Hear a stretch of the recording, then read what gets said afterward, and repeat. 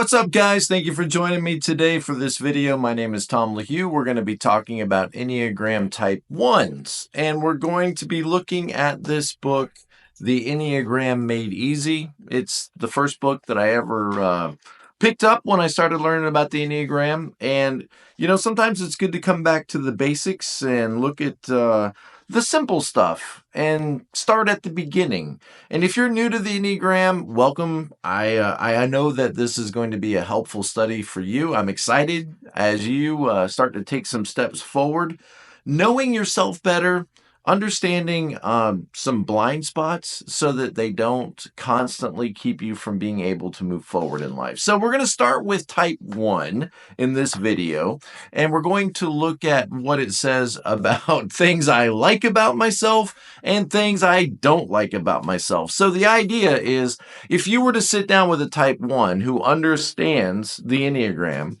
and once the realization sets in that they are the perfectionist, the reformer, they might start to realize there's some things that I like about this, but there's some things that kind of bother me. And that's the idea of this information is, what would a 1 tell you bothers them about themselves? Now, before we jump into this list, just a reminder that in the description below is a link to my website, tomlahue.com, where I do offer Enneagram coaching for you or as a couple.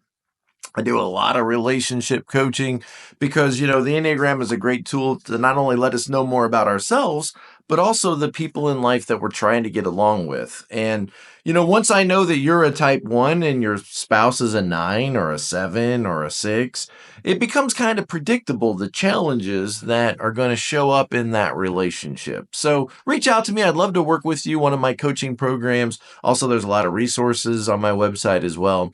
Take time to check that out. Okay, so let's see what this book says about what I like about being a type 1 and what I don't like. So let's start with what I like. Okay, so I'm just nothing special here, nothing fantastic. I just want to read a couple of these lines. What I like about being a 1: being self-disciplined and able to accomplish a great deal.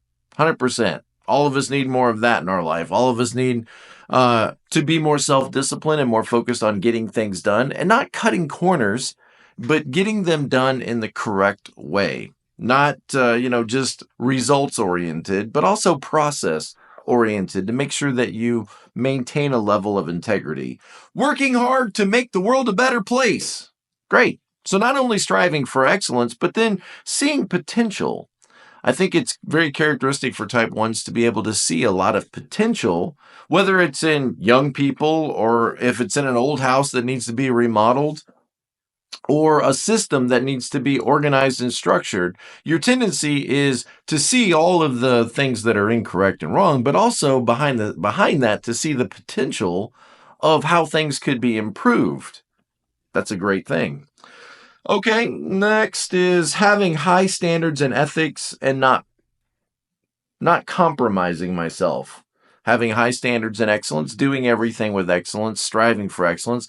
This could sometimes keep you from being willing to take a step forward, because if it can't be excellent, that's a lot of pressure. Excellence, that's a lot of pressure.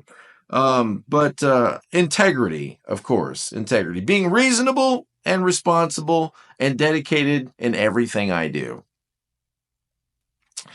It might be very frustrating when you see other people not being so reasonable, not being so responsible, and not being so dedicated in everything they do. I could see where this could, be a double-edged sword. But it's a strong positive that you might feel about yourself. Like I always think of that song by Aaron Tippin, I Got It Honest. And that feeling of just being able to have some kind of like relief or some kind of assurance of knowing that you did a hard day's work and you deserve your pay.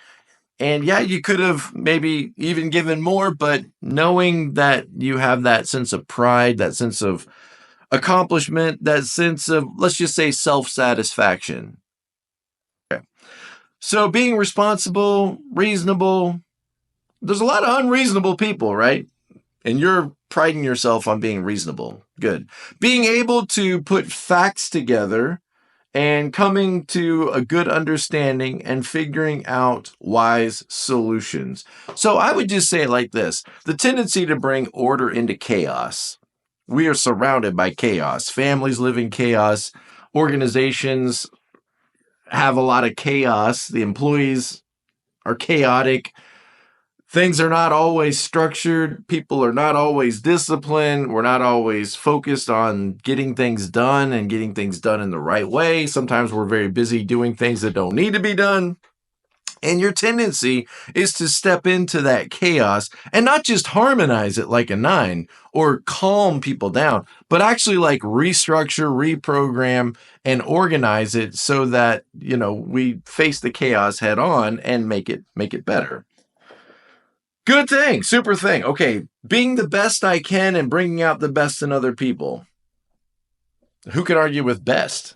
I mean, I can't argue with best. Be your best and bring out the best in other people. So a strong internal compass that keeps you oriented to the right direction and then helps orient others to better outcomes or more perfect outcomes. Okay, so there's the list of things I like about myself. Now let's look at the other list. Things I don't like about myself. Now, this isn't necessarily from the perspective of other people criticizing you. This would be if you could sit a 1 down in a room and say, okay, well, what bothers you about being a 1? What frustrates you, or what might be some cul-de-sacs that you could get stuck in as a type 1? So here's the list. What's hard about being a type 1? The first one is being disappointed with myself and others when my expectations are not met. Disappointment. So I think 1s and 7s and 4s, every type can understand disappointment for sure. Okay. But 1s, 7s, and 4s are in a group together called the frustration types. There's another name for it that kind of escapes me right now, but the idea is all three of these types kind of go out into the world like it's going to be a disappointment. 7s, this concert's going to be a disappointment, so I probably better get stoned, before I go to the concert. That way I won't be so disappointed. 4s, this relationship's going to be disappointed. This environment's going to be disappointed. This dinner party's going to be disappointing. And so that sense of wanting things to be special, wanting yourself to be special, it comes from this idea that like, I'm going to be disappointed. I'm going to be disheartened. I'm going to be rejected, all those kinds of things. And then 1s, I think, very clearly like this experience, this establishment, this organization, this church service, this day at work, when you can see the way things should be, and shoulds and oughts are very important to type 1s, then that kind of leaves you with, well, whatever is going to not necessarily live up to those standards. And so 1s tend to feel this disappointment a lot. Now, it doesn't mean you don't accept it. You probably do accept it, but you want to work against it to correct it, whatever it is that's causing you to feel this way. And sometimes this can be challenging for people who are in a relationship with a type 1, because especially like 6s, because they can get very unsettled if they think you're disappointed with them. Think about like the anxious attachment styles. There we go. If you were to think about the attachment styles, and if a 1 is in a relationship with somebody who's an anxious attachment style, then every time you get disappointed or give a frustrated glance, that could be very unsettling. They could think, oh my gosh, they're upset. What do I need to do? Are you okay? Are you mad? Do you need something? What can I do? And it could keep the other person off balance. Okay. So when you ask a 1, what do you not like about being a 1? One of the responses is, I get frustrated with this disappointment that I constantly feel in myself, in my ability to reach goals or to be disciplined or whatever it is, or to be available to other people. It could be anything. Disappointed with myself, and then also just disappointed in general with others, with service provided by others, with the quality of the sound system, with the quality of the experience. Yeah, I thought the movie was really good, but the CGI looked kind of fake. Okay. So being disappointed with myself and others.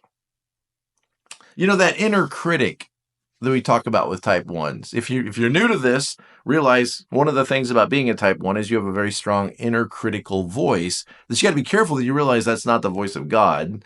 It's just this gift that you've been given to have kind of this inner parent or this inner critic in your head that is always kind of like, jabbering on and on about the way things ought to be and how things are not living up to that standard. It just never shuts off, even when you want it to. Constantly saying that whatever the experience is not enough. Or even if it is perfect, it should have been done sooner. It should have been done earlier.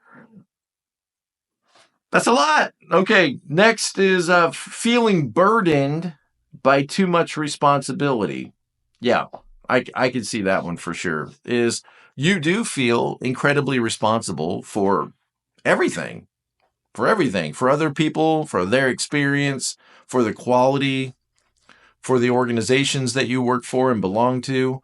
You feel a strong sense of responsibility. And so that responsibility pushes you to show up early, to do your best, to stay late, to make sure everything's put away. And wouldn't it be nice? Wouldn't it be nice if you didn't feel that burden so much at times and you could relax? And, you'd be maybe a lot happier and a lot easier going. We appreciate that you are so responsible, but it must be difficult to constantly live under that level of burden and responsibility. It must be frustrating, and it would make you frustrated with others who don't seem to have that same level of burden of responsibility. Great things happen with a burden. They really do. You could say that the real motivator for ministry or serving somebody else or helping somebody else really should come from a place of burden. Like, the world shouldn't be like this. If you're driving downtown and you see a bunch of homeless people, having a very difficult life, you could just get angry about that. But notice, like, nothing really changes until people get some kind of a burden that say, hey, this shouldn't be this way. Like, these people should not be suffering like this. These people should not be forgotten and left out like this. Something needs to be done. Notice a doing type, right? 8, 9s, and 1s, the doing types. Something needs to be done. Why? Because I'm feeling a burden about this. It shouldn't be this way. These people should not have to beg for their food. These people should not have to be homeless like this. There should be some kind of something to change this situation. And, that sense of burden could really drive you forward to make a big impact to improve the world around you in 1,000 different ways. But nonetheless, it could be difficult to constantly live with that deep sense of burden. So it's hard to be flippant. It's hard to be, surface or deal with problems on the surface when you have a great burden and a great sense of responsibility to improve things and make it better for people. But this is going to take a toll on you. All right. And that's the idea here. Okay. So next is thinking that what I do is never good enough. Yeah, I get that. Always more could be done, but you remember those kids in school that would get like a 97 on their quiz, and then they'd run up to the teacher, I don't understand why I got a 97, and the rest of us who got like 72s, we're just glad we passed. And there's this kid, that's probably a 6 or a 1. I don't understand. This is ridiculous. I got a B on my paper, which I know a 97 is not a B. Somebody's gonna be like, he thinks a 97 is a B? How's this guy a doctor? Okay, I get it. All right. But that sense of that whatever you're doing is not enough, or it should have been done sooner, or it should have been easier for you. Always thinking that what I do is never good enough. It's always on you. The burden's always on you, and you never quite measure up to everything it could be. That's going to make you appear pretty critical to other people. And, that can be exhausting, and it could be a problem in your relationships. And let's just say that, okay? So one of the things I think that's going to be hard about being a one is other people always thinking that you're being critical when you're really trying to be helpful. I think a lot of times ones are trying to be helpful, but it's going to come out like criticism. They're dropping pebbles of wisdom and help, but it lands on people like boulders because ones can come across very harsh, judgmental, and critical, even when you're not trying to. You think you're being helpful. Also, it's, very difficult for ones to accept criticism from others. Not that you don't appreciate it because you always want to be improving, but that doesn't mean that criticisms aren't magnified in your own head. If I criticize you, it's going to be magnified by your inner critic, and it could very easily overwhelm you. So you got to be careful about criticizing a one. It's ironic, right? The most critical person on the Enneagram, you really have to be careful about being too critical with them. Not being appreciated for what I do for people. Yes, I think, admiration is the drug of choice for type threes. Threes breathe admiration, and I'd say twos, appreciation. And right there next to it is type one. And I think ones very much would appreciate being appreciated every once in a while for all of their helpfulness and all of their insight and all of their problem solving solutions. Not being appreciated could be very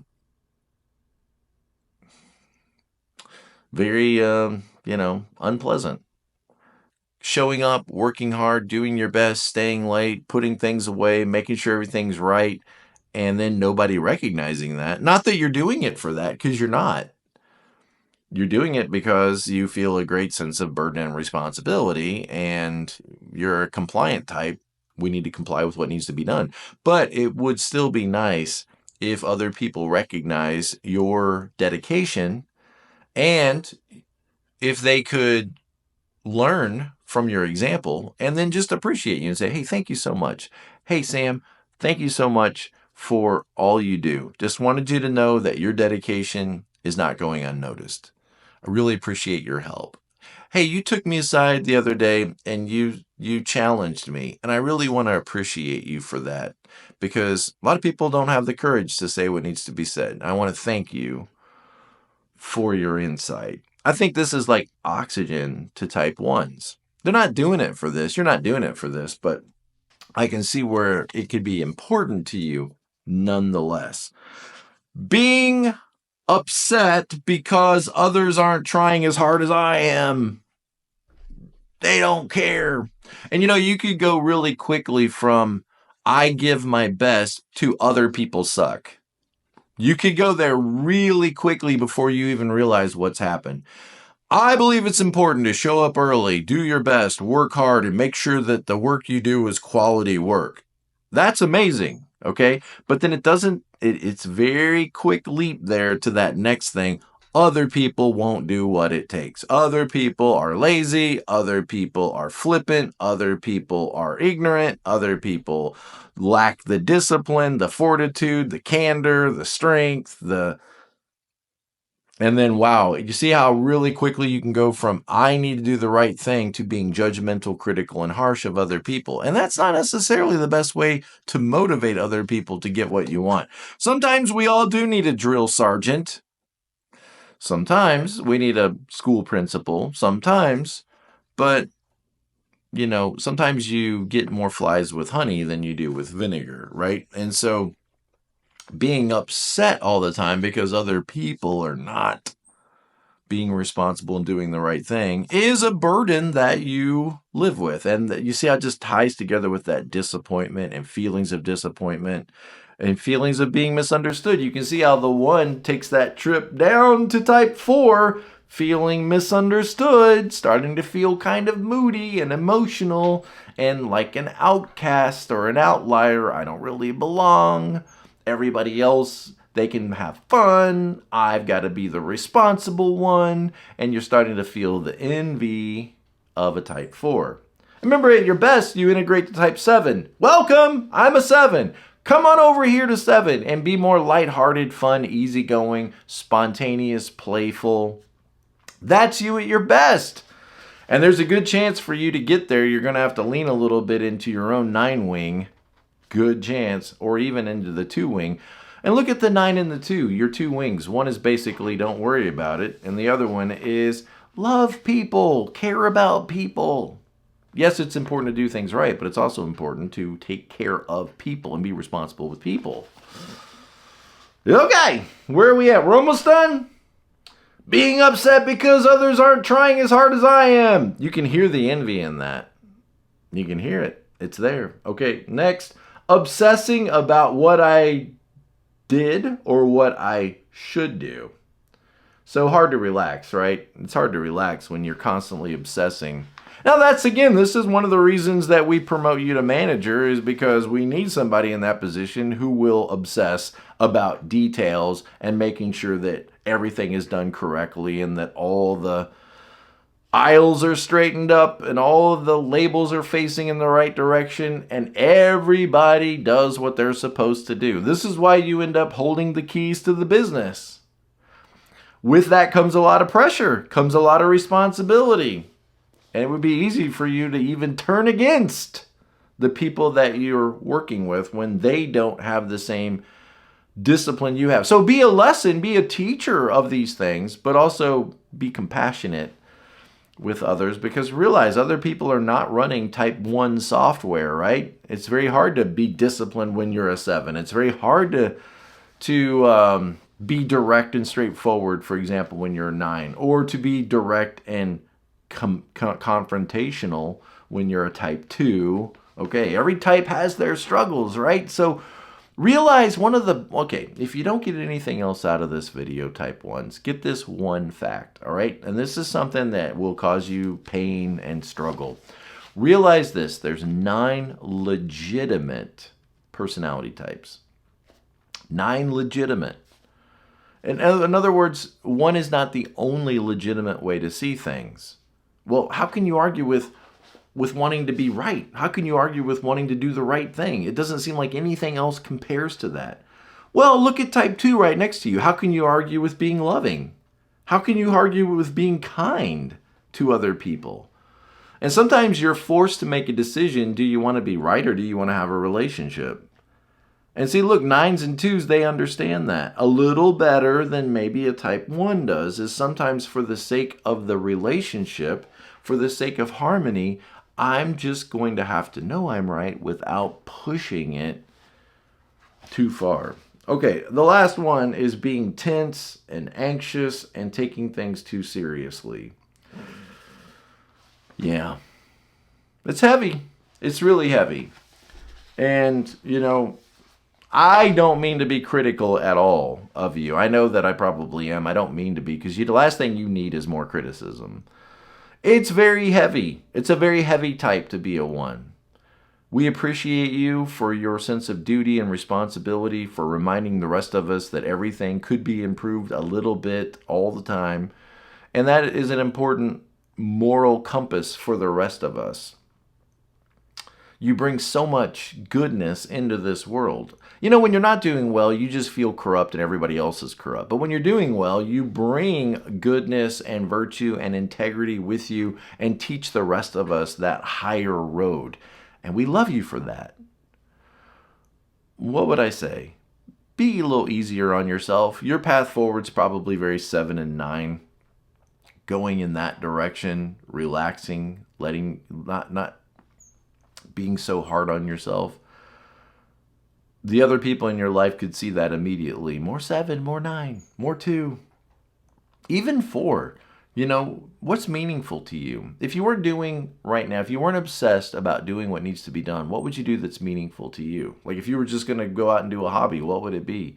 Can you give yourself permission?